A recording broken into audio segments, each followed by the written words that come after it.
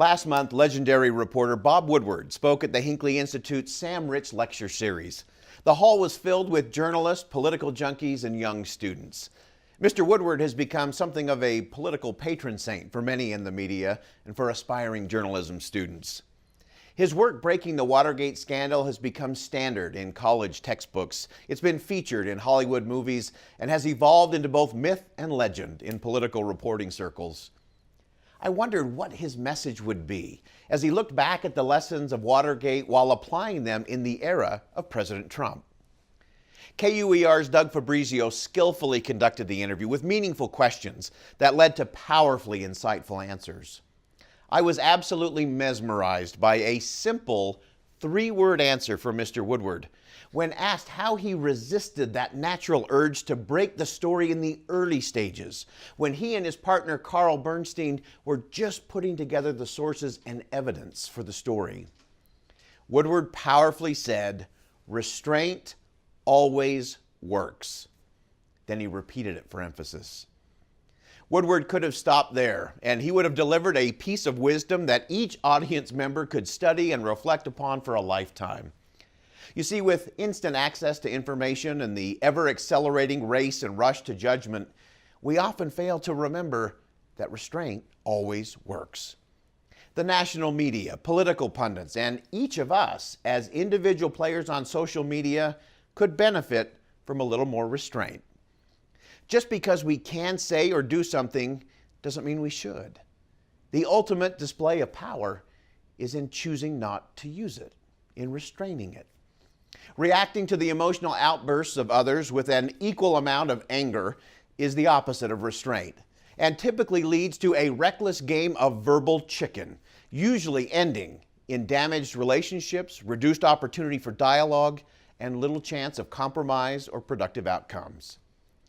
I am certain that the comment section for this column will include a significant number of statements attacking things I've said or done, positions my organization has taken, or things I've written in the past, along with a healthy dose of verbal skewers associating me with people the commenters from the left and the right will deem as absolutely evil. Now, I regularly share with political leaders, candidates, and their staffs the old saying, "Speak in anger and you will deliver the best speech you will ever live to regret." You see, restraint always works. Similarly, writing that angry email, text, or social media post feels good in the moment. Developing the discipline of sitting on it for 24 hours, or at least sleeping on it, usually prevents the regret which almost always follows a lack of restraint. Imagine what would happen if we all tried to apply a little more restraint in our lives. Restraint of personal appetites would have prevented the daily deluge of sexual harassment and assault stories involving high-ranking political, media, and business personalities. Restraint of the desire for power and authority would change the way business gets done and how nations coexist and achieve peace.